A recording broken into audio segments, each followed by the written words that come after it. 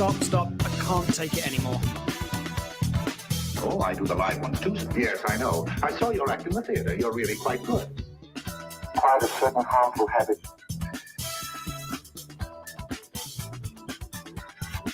Stop it now, I mean it. I don't think he felt anything after the crash. Hello and welcome. We are breaking up with RBS. This is episode number 77, and I am Tawny Santabria. And I am JDK Winnikin. We are here to debunk the junk, all those stories that we tell ourselves in our various emotional states that just make things harder. So here we are again, once again. How are you, Tawny? I am doing well. I'm just at my house today, taking care of hubby Dave. He had a surgery. He's doing really well, but you know, he can't do all the things for himself. So I got to hang tight at my house for a little while. Well, clearly the right choice. So, and one of the miracles of technology is we can have you just call in this way. So this is great. So I'm all our best to hubby Dave, and hopefully he's a good patient, more often than not. So far, so good. Mm-hmm. Oh, yeah. That's good. That's good. All right.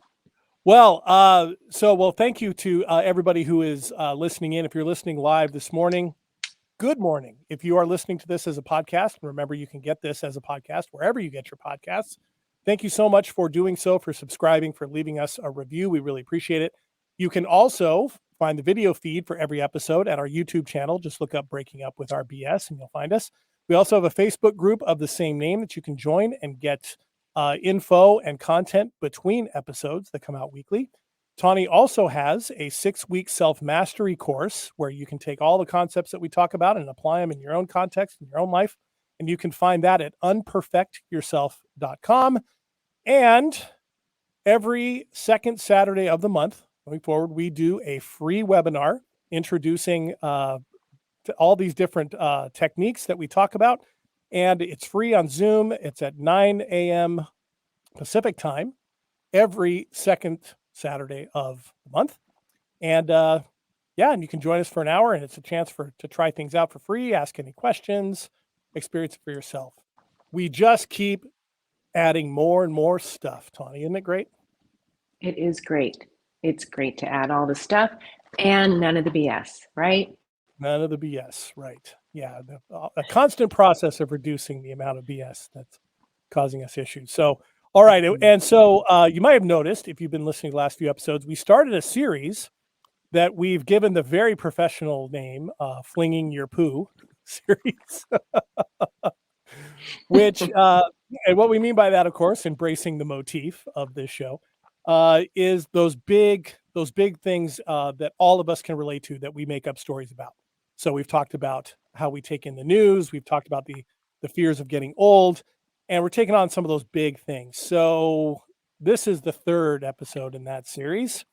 So what poo are we flinging around today, Tawny? The poo of flipping the switch, like making the change overnight. Oh, okay. Right. We all want things to happen so quickly. As soon as we sort of have some ability to understand it from a logical perspective, we feel like, boom, the next day we should just be in line with it, and it should be easy. Mm-hmm. Mm-hmm. So then the story, when it turns out not to be that way, that there must be something wrong, that we can't flip the switch? Well, certainly we could decide all kinds of things. There could be something wrong with us. We could have a lot of stories about what happens because the switch doesn't get flipped. But I think the story of any expectation of the switch being able to just flip like this, okay, I think is the problematic one. Okay, the expectation that can do that we think that's even possible. And that we want it so badly. We think that's the way that this is going to make things better. Mm-hmm. As opposed to? Well, as opposed to understanding that we are habitual creatures and that with each repetition of an action, it becomes more and more familiar. And that is the part that makes it over time, like in quotes, easier. Mm, It's the reps to create familiarity that then allows us that newfound freedom of action and whatever else comes along with it that we're looking for. hmm hmm What comes to mind for me is that phraseology of the mountaintop experience. Like you have this revelation or this big moment of clarity or something like that, and you can feel really amazed by it, empowered by it, excited by it. And then at some point you have to go down the mountain, right? You have to travel down the mountain and you have to continue to live your life off the mountain, right? So it's in that practice, it sounds like is what you're getting at, that we don't always do as well with recognizing that we have to keep acting on these things and keep, to make these things, to integrate these things a little bit more. Yeah, and I think what just came up for me when you were saying that too is I think that those epiphanies or those moments where we've just created and experienced, even from an embodied place, clarity. Mhm. Those are moments that actually occur when we're in an easeful enough place, right? I'm talking about like when we're in a state of struggle and like the flipping of the switch and the struggle around flipping of the switch, right? When we're in a state of struggle, when we're in a state of pain, when we're in a state of discomfort where we're just like, I want this to be different. And we're pushing and we're pushing and we're just like, why can't there be an easy hack? Why can't there be this, this ability to flip the switch and then all of a sudden this pain is gone? Mm, mm. Yeah. Right? That's the part that doesn't quite work, right? But it's a great to point out those epiphanies we're looking for come from a state of ease and flow hmm in hmm typically. Right. Right. They do. And then the importance of continuing to practice that is what allows for a more effective building upon those things as a practice, seems to me. Anything that we want to make more familiar, we've got to practice. Absolutely. Like sports, we know this, Hmm. right? I want to do Yeah. well in the big game on Saturday. I have to practice. Right. Or in making changes in diet and nutrition, or exercise. That we have no trouble recognizing that you don't just get to make one change and everything changes, right? Everything fixes, or you have a new habit. But in this area of kind of those epiphanies or that emotional growth, maybe we seem to want it faster with less effort. It sounds like when we're in that story, and yeah, it doesn't work that way. And yet, where do you think that comes from? Is it just the desire? Is it as simple as just we want to avoid pain? Great question. Where does it come from? We're conditioned in a lot of ways to, not to avoid pain for sure. And we're conditioned in a lot of ways to think that we can, sort of just like learn something new, learn a new concept, and then sort of it just, be in place for us. Okay, we've learned it. Now just do it this way. It makes sense. So in any given moment that it's required, go ahead and do it this way. Um, but the trouble that we find is that, our moods fluctuate, our energy levels fluctuate, our relationships, do the ebb and flow of the dance too. Like there's a lot of constant change that's happening that an idea doesn't hold shape necessarily for us to then just put it in place the next day or the next week. Right. Yeah. And alongside with that feeling, if it comes on the heels of a kind of an epiphany, can't always replicate that feeling either, right? That sense of that. And so I'm thinking of being in situations like that myself once upon a time, and where were my stories going? I would sometimes have this urgency to try and get back to that space, right? Almost and increasingly getting frantic to get back there the longer it seemed to be elusive. And then all of a sudden the stories and beating myself up for, oh, I'm losing where I was, or I'm it's been 2 steps forward and 1 step back. And before I knew it, adding stress upon stress upon stress to the situation, where I was actually, as you pointed out to me once in a different context, turning the solution into a problem. Mhm. Yeah. Yeah. Yeah. Yeah. Yeah. Well, if we like to solve problems, we'll turn all kinds of things into problems hmm Yeah. and And continue to practice the solve. Yeah. it's, and really one of the most important things that I've picked up in all of this is, the problem can just be there. And even if it's a problem, that itself doesn't have to be a problem, if that makes sense, right? We all have them. We all have those problems. We all have those dilemmas. We all have those challenges. We're talking about not fighting against that reality. Mhm. That's really what we're talking Yeah. about. Okay. Okay. Mhm. Mhm. Yeah. Yeah. Well, right. And because the more that we fight and the more that we push and the more that we um, desire things to be different, we tense up in the body and we constrict and contract, and there's no room for flow. So Mhm. we want things to be different so badly that and right now that we tense all up, we crunch all up, we protect ourselves, and we don't allow for any flow. Mhm.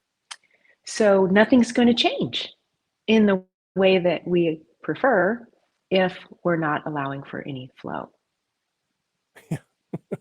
And the irony there, of course, is that you then have to, in order to have that flow, you got to not be so frantically trying to, quote unquote, get to it, get back to it. That's where that subtle shift between the mind, the thinking space and the body space comes into play, because getting into the body is where that comes from in the first place. Like you pointed out, that's where those big realizations come from.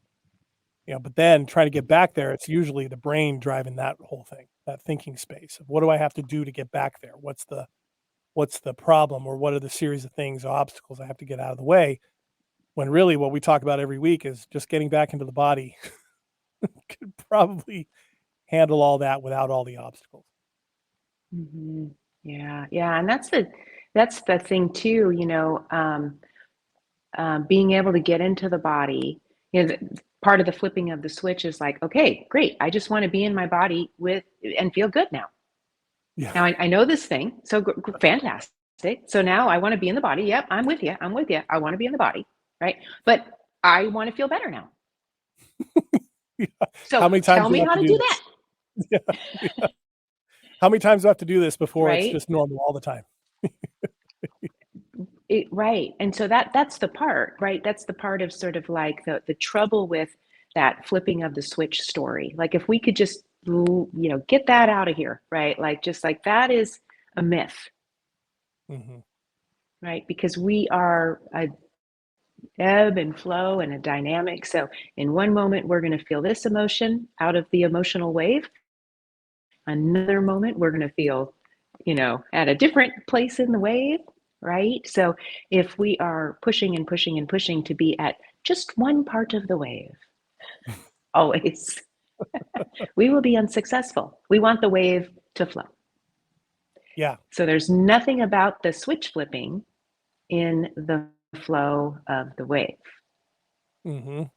Yeah. You simply have to ride. Is by wave, are you envisioning like a ocean wave? Is that what you mean? Yeah, yeah. A wave of, yeah, absolutely. Like, it ebbs and it flows, Mhm. right? So we want flow in the body as we've talked about, right? So flipping of the switch is more of a hard sort of like a shift. It's a hard shift, right? Mhm. What would be more helpful to us all is if we could allow for the flow of the wave through the body. Mhm. Yeah. Yeah, because that's the I'm chuckling because, when you put it in the visual of being in the water, being in the ocean with the wave, um, it's kind of going against it's going against nature if you're trying to fight against a wave. It never works. The wave is Mhm. there whether you No matter what you think about it, feel about it, it's still coming because that's what a wave does.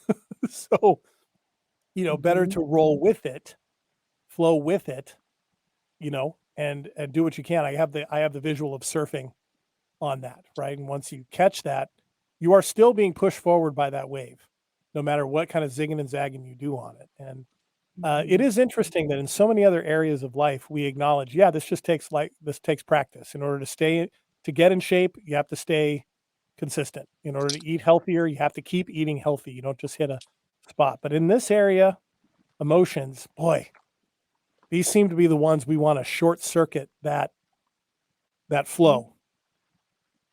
Because for whatever reason, we tell ourselves the story that it's too hard. Well, we've been conditioned since we were really little not to, that many people are uncomfortable with a lot of different kinds of emotion, right? Right. So we could have been taught when we were really little that, it's not okay to be, have this emotion or that emotion. And you've got to tighten it up and hold it in your body, which then we're learning to already become tense in our body in order to hold those in place at a really young age. Yeah. Yeah. And So then we carry them. Then we carry them, right? We actually practice them. We're actually proving our point from the other direction. We've conditioned and then practiced those so often for so long that one, they feel like they're second nature, and two, that we can tell ourselves that that's normal, and that a lot of the stories come from that place of telling ourselves, "Oh, that's how it is for everybody." And what we're suggesting is, doesn't have to be. Well, your body's not going to be able to tolerate it for your whole life if you want to live a long life, right? At some point, your body's going to start breaking down because that holding on to tension in the body for years and years and years and years is going to create a breakdown. Yeah. And we see it all the time in a lot of different ways in our family, with our friends, communities. Like we if we're around people, we see this all the time, and that's part of it. Is that that tension that we've been holding for so long is turned into other sort of chronic kinds of things in the body. Yeah. So flow. Flow is what we're looking for, not the flip of the switch, but flow. Yeah. It's a much, it's easier when you're in flow, and that's the irony, is that's the very thing that we're looking for, right? Is more ease. And yet are those conditioned and practiced responses that are against flow, right, are completely counterproductive. The very opposite of what we could do in order to get into that place, and really the only place to get it. That's the thing that's been remarkable for me. And it's a constant experience for me every day of recognizing when I'm not in flow, right? When something is backed up, when I'm holding on to something, or when there's a story going on. It literally is a daily, sometimes hourly, sometimes moment by moment practice. Yeah, because we all need more reps allowing for flow to allow for that to be more and more familiar. And we know that as things become more familiar, then they become easier. Yeah. And as we've talked about on all these episodes, and we cover in the webinar or the workshop and all the other things we do, accessing, kicking off that process of accessing that part of the body, the central nervous system, that flow part of the system. It's not like there's a million steps to it. It's something that we can connect to just about anywhere, whether it's, because we're breathing all the time. So we have the ability, wherever we are, whatever we're doing, to become aware of our breathing and to become more intentional with it. The softening around the eyes and the jaw and the tongue and all of those things can be done anywhere. I find myself, sitting at a stoplight. Sometimes I'm like, oh, I need to soften a little bit, or breathe and smile on the inside, right? And it's That's the thing. And it's one reason why we do this show, is because it's not a complex 15-step process to start accessing that. It's actually much simpler than that. But it gets cluttered up. At least for me, it gets cluttered up with thoughts and stresses and the daily routine and all that kind of stuff. And yeah, I don't know. That's just what comes for me. Yeah, it's many of us are, we live in from a mental thinking space, 95 to 97% of the time. So we're always sort of thinking about something in the past, something in the future, something to solve, something to evaluate, something to analyze, something to do something with, make a plan for. So we're doing all of this thinking. And like you said, long time ago, you thought your body was just sort of like the holder of yourself, right? Like Yeah, of the right. think, because what you were here to do was to do all the thinking. Yeah. Mm-hmm. Mm-hmm. Yeah, and it's not. I mean, it's the body is not just a wondrous machine because it holds the brain and keeps everything alive. It actually, the level of it was such a reversal of my own understanding of how all this worked, and to learn to recognize where I hold stress in my body, and where stress and where feeling comes in different emotional states, was something, to the point where, learning to listen to my body, so that when I felt pain or energy or discomfort in one spot, that was actually I've been learning to recognize what that means. Like, oh, okay, this is the feeling that's following from that. Rather than figure out what the feeling is first, and then maybe it hurts in my body, but then I don't do anything about it. If my shoulder hurts, I'll take some Advil, you know, rather than breathe into it, rather than just soften the body and see what happens. That the level of somatic knowledge that we have at our disposal, and that many of us never learn how to access, right, is immense. And it truly is life-changing, and it has been in my experience. Mm-hmm. Yeah. What just came up for me is remembering not because I experienced it or can remember my experience, is that the somatic part of ourselves is what turns on first when we're a brand newborn baby, right? Yep. The body knows what to do. The body knows how to breathe.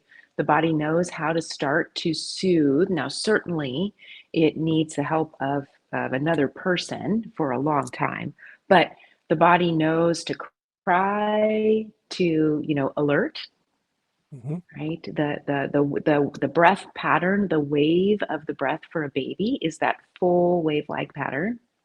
Mm-hmm. Right? You can see it if they're laying on their back, through the stomach and through the chest, right? Like, and we lose that as we go through and our lives and develop, you know, ways that we learn how to deal with our emotions, whether those are healthy or not, and then ways to sort of learn how we're supposed to be thinking about things, depending Right. on how we've been conditioned to think about things. So all the while, the somatic part of ourselves goes sort of like we're unaware of it, even though the body is carrying all of it. Mm-hmm. But we're not tuned in. We didn't learn to stay tuned into that part of ourselves. Yeah. Yeah.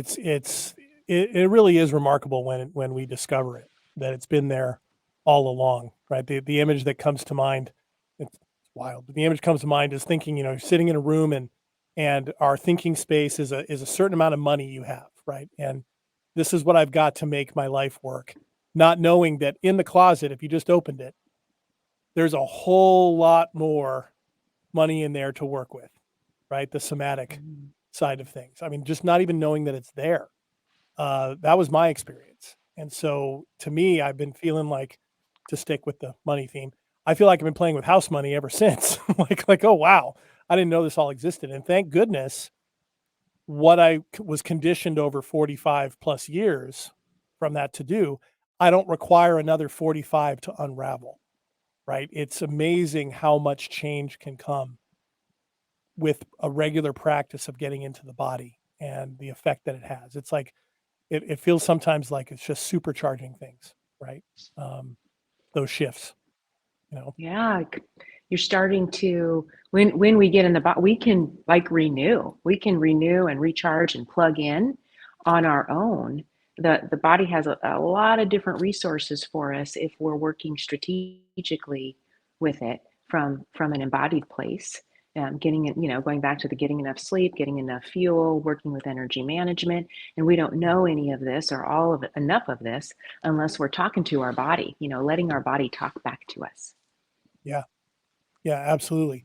And there's always more to discover. And I'm in this, I'm enjoying the discovery of all of that, in all these areas, and what better sleep is doing, better diet is doing, regular exercise.